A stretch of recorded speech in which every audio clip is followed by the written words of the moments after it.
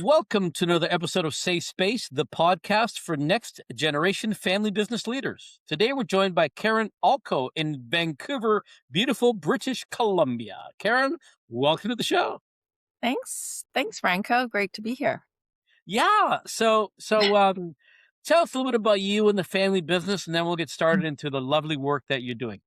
Sure. Okay.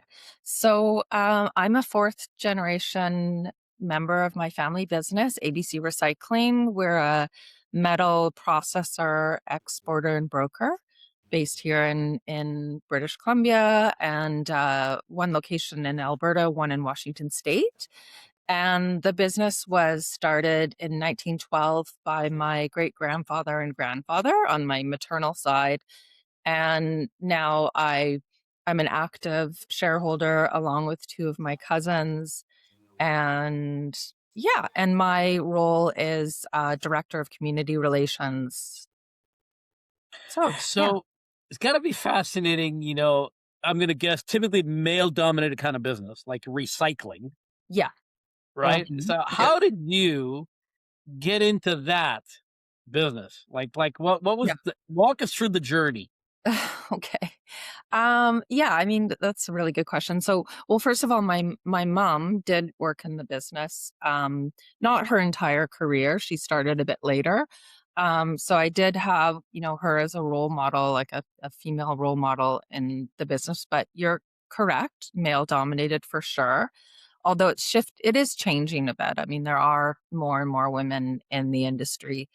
Um, so for myself, joining the family business was not something that was on my radar when I was younger. It wasn't like, You mean you weren't into recycling as a young girl? Like, I want to recycle things? well, I guess, I mean, yeah, it was always like interesting to me, more just the business aspect, because I knew that was, in our family. And then also my dad was a business person, an entrepreneur of his own as well. So from both sides of my family, it was kind of a part of my DNA. Um, but I was also and still am very interested in arts. So Mm. I pursued education in arts administration and was hoping or wanting to get into that field. And I did work a little bit in that area and quickly discovered that the work that I was doing was very, well, administrative. And I mean, that is what I studied. Although it was in a creative environment, I wanted to focus my energy on my family business. So that was the decision, sort of the path that I took and how I ended up in the family business. Yeah. And you've been working there for how long? 25 years. Yeah. Yeah. Wow. Mhm. So walk us through, walk the listeners through what the journey was like when you first started, right? Mhm. And where you are now and working with your two Mhm. cousins. Like, what Right. was that like? Yeah, so when I first started, I was um kind of started working in different areas of the business just to get a good introduction and overall like knowledge of the business. So worked in sales a bit, worked in the brokerage department, learned that part of the business. Worked a little bit in the accounting department, and even in reception when our receptionist was on maternity leave. Like I did a lot of different things in the company. And then eventually, actually, I moved into HR and did that for quite a bit of time. And then evolved into my role of community relations, which is really where my passions lie, and discovered this is where I could make a big impact and in a meaningful way to me. And so it was definitely a journey, but a good, interesting journey, because I think I really did see a lot of the different areas of the business and learned a lot about it and was exposed to because it's a very unique business and it's very Yeah. Yeah, complex and recycling. Like, yeah, yeah. quite multifaceted. And metals are commodities, so the prices are always Oh, wow. changing. And yeah, so it's a pretty interesting business. Yeah. for So sure. can you tell me, I want to know a little bit about the business. Like I never, I just think recycling. Okay. But you're right. Yeah. Metals, different kind of, so walk us through the business end of things. Yeah. So, because they're commodities, it can make it quite exciting, obviously, because so the business itself is, um, basically the source of the scrap that we get is mostly, from demolition and industrial sources. So, and we do a lot of projects, like outside projects, like in collaboration with demolition companies, or let's say there's derelict like equipment or automobiles and all. Like metal is in a lot of things. So basically, if you think like any type of construction, like if a new bridge is being built or anything, there's always going to be metal and scrap metal that comes from that. So that's where and there's so many different types of metals too. So, and the prices are all different. And so it's kind of like this whole, it's kind of an interesting, I wouldn't say game, but there is an art to it, like learning how to like price the metals and um, bid on contracts and learn, there's so many different pieces, and logistics is a big part of our business as well, like moving the material, whether it's by, truck, rail, barge, container ship. And we're also selling our material like globally. There's quite a bit Wow. going on. Yeah, I don't know if I'm You know, I ex never really considered it yeah, from that perspective. So let's just, yeah, so you guys get, metal from, I don't know, from a building that's been demolished. yeah, yeah, So walk me through that. So you get this big piece, whack of yeah, metal. It right. comes it comes to Yeah. the yard, and what do you do with it? Well, we sort and process is a big part of what we do. And because let's say, I mean, sometimes the metal will come to us already sorted, but if not, so we sort it into the different types of commodities, and then we might bale, we might shear, and get it down to like certain specifications, and so that it's ready to be shipped. And so we don't actually recycle the material. We're a processor. And then we sell, let's say, the steel would be sold to a steel mill, and that's where they would then melt it down and make it into new material. Hmm. Yeah. So what kind of metals do you sort? Like just walk. We, well, everything like steel, tin, and then aluminum, copper, brass, stainless Wow. steel, all kinds of different wires that have different metals in them. Everything pretty much. Okay, so that's the business, and then Yeah. you found your passion in the community side of things. So Mhm. how did Yeah. you get into that, and exactly what is it that you guys doing? Okay. Well, okay. So my great grandparents and grandparents always believed in giving back to the community and supporting the communities where they operated or where we operate. And so that core value and legacy has been passed down through the generations, and something that we still believe in very strongly. It's very central to the work that we do. And so that's sort of the roots of where the community relations and engagement side of things come in, and my passion. And I'd say about uh, 15 years ago or so, we started to get a little like more intentional about it, like rather than just um, kind of the traditional check writing, which we'll still do to a certain extent. We started to like really look at our family values and what's important to us and what's important to our people, the people that we work with, and our communities where we operate.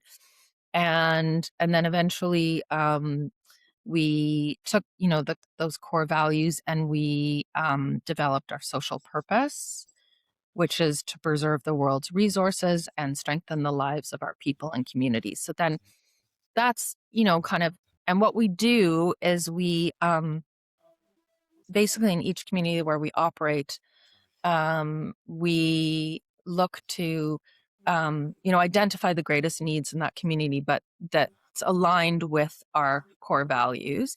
And, you know, we do sponsorships, but we also, each of our employees are paid 16 hours per year to volunteer in the community. So we give back with time. And yeah, so those are just some of the things that we're doing. So tell us about your Indigenous initiative, Okay. right? Out of Yeah, for reconciliation, because yeah, Canada, a lot of countries, yeah, right, yeah, mhm, took advantage yeah, of Indigenous folks, yes, treated them poorly. yes, So yes, walk me through why that particular piece of reconciliation, and then exactly what right, is it you're doing with Indigenous communities in Canada? okay. So, yeah, so we have been working with certain Indigenous communities in British Columbia and Alberta and other parts of Canada, for, a number of years now, through, different collaborations and projects, and also helping a lot of the communities are in very remote parts of the province and the country. And so we've been helping to clean up their land sustainably. They might have a lot of like derelict automobiles and appliances and other metals that are, when I say cleaning up sustainably, I mean like automobiles and appliances have fluids that need to be drained properly. Mm. So we'll work with the communities and train them on how to do that properly. And then also logistically help transport the material because often it can be very costly and challenging to do that logistically. So that's some of the work that we've been doing for a while now. And so we've just been increasing that type of work and working to build relationships with Indigenous communities, like mutually beneficial relationships where there's revenue sharing opportunities and opportunities to collaborate on bigger projects that might come up. And this is all part of our Indigenous peoples commitment policy that we created in 2019. And like you mentioned, that sort of was an outcome of the Truth and Reconciliation Commission in Canada. I know we're speaking to a global audience. I don't know how much people I won't get into the No, educate the audience, please. I Oh, think they educate should the know. okay, sure. Um, 100%. yeah, so, like, as you alluded to, Canada has, unfortunately, a not such great history and truth in terms of, how Indigenous peoples were treated, um, historically, and so the Truth and Reconciliation Commission was conducted to sort of uncover the truths, the real history, the true history of Canada. And then 94 calls to action came about as a result of that commission. And these are specific calls to action on Canadians, how we can sort of move the needle towards reconciliation and repair relationships and start, building a more s- uh, inclusive, I'd say, future together with Indigenous people. So one of the calls to action, call to action number 92, specifically calls on corporate Canada to do, certain things.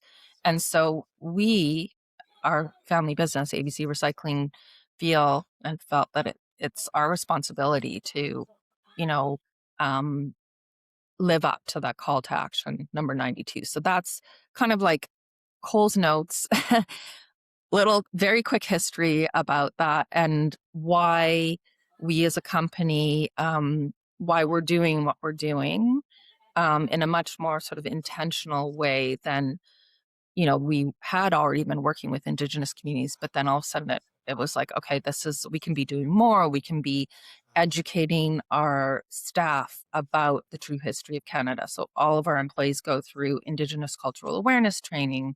For example, we can be engaging with communities not just on an economic level, but participating in cultural events and being more intentional about creating employment opportunities for Indigenous peoples as well.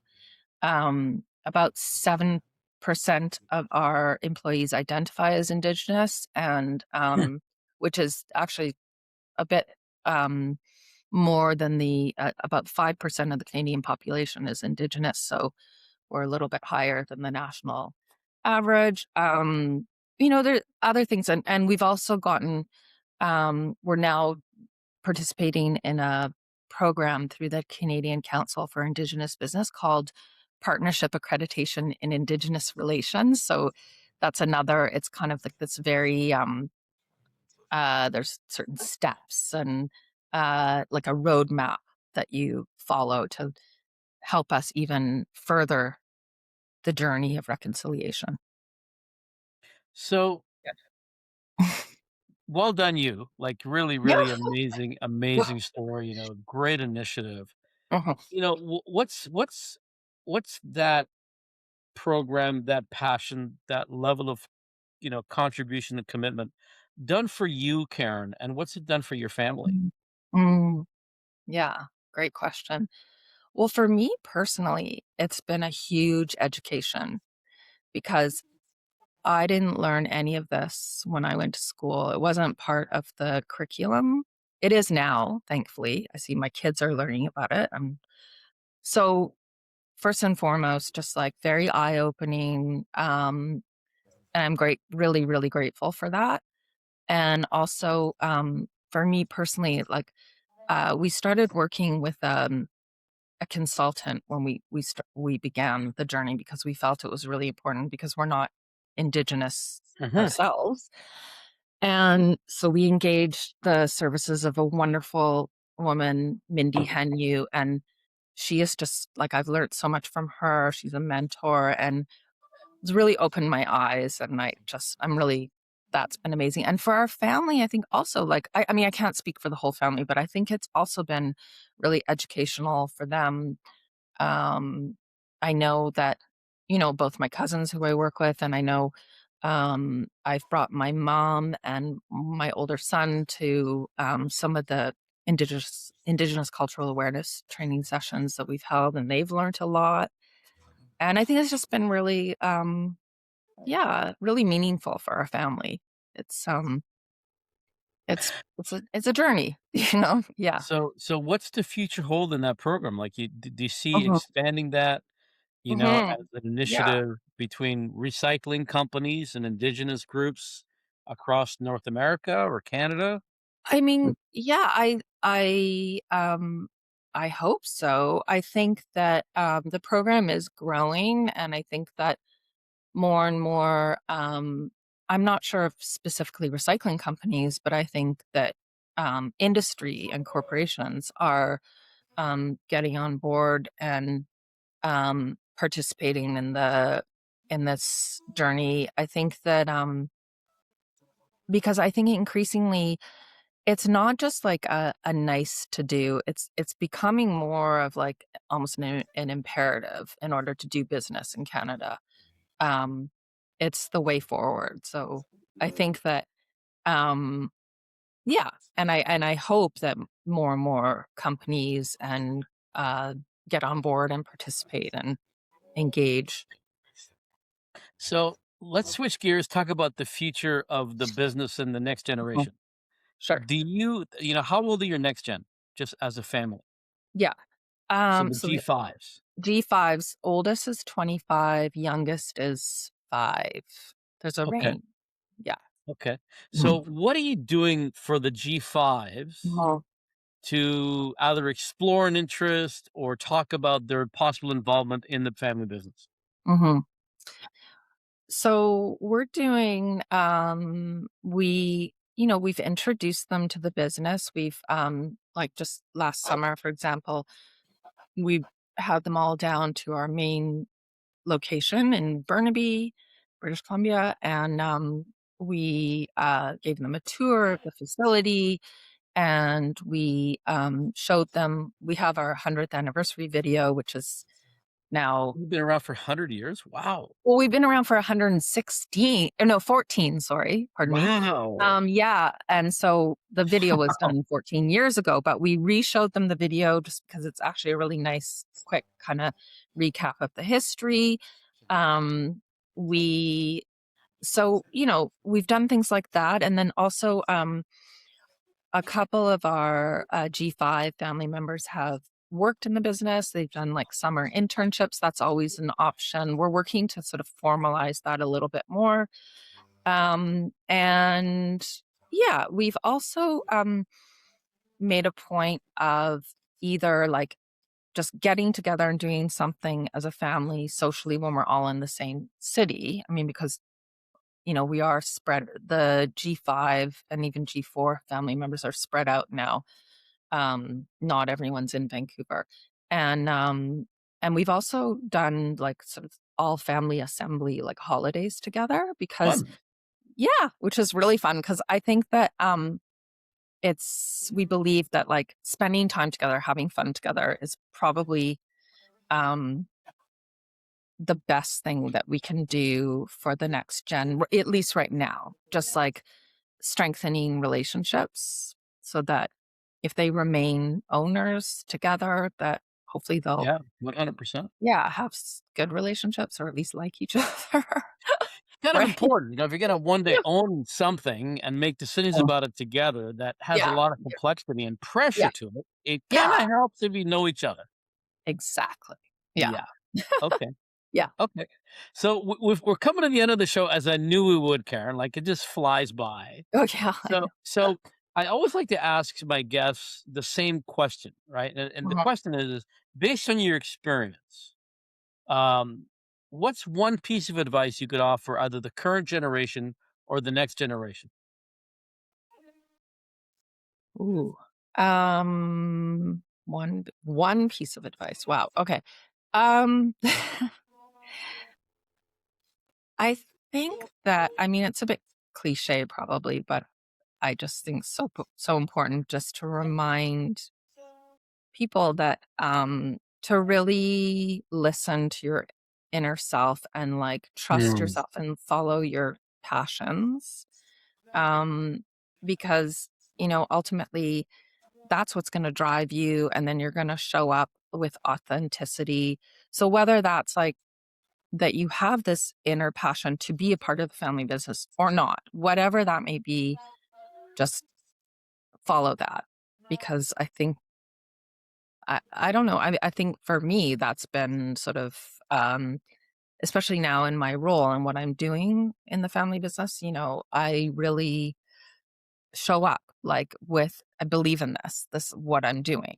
And I think that that is just so important. Yeah, to follow Yeah, your I think dream.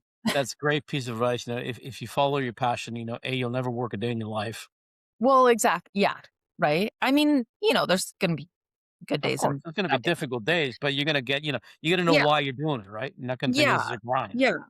So to never and yeah, and I think especially like in family business, I think it's so loaded and complex and as you obviously know and that yeah, to just really keep that first and foremost and not to um because I think there can be a lot of like feelings of obligation or expectations that yeah, and that's hard. It's hard to battle that sometimes, right? Well, one of the as I tell my clients and whenever I speak is, the Mhm, greatest enemy of family businesses mhm.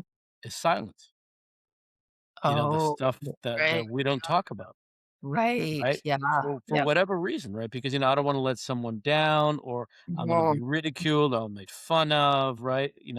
Right. Mm. So It's we don't speak our truth mhm. to the group. Right. Yeah. That's fascinating. Yeah. Mhm.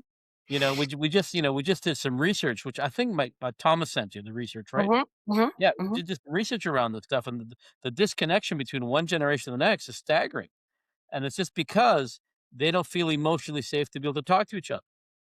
Right. Yeah. Oh, yeah.